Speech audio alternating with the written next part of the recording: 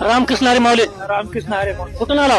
आम्ही परभणी जिल्हा राहतखेड तालुका 5 किलोमीटर अंतरावर मरगवाडी म्हणून गाव आहे. तुम्ही कितीपासून वारी करता? मी 5 पासून वारी करीत असतोय, पण मी पायी वारी मला आता 3 वर्ष झालंय. आमच्या वडिलाची 40 वर्ष वारी झाली.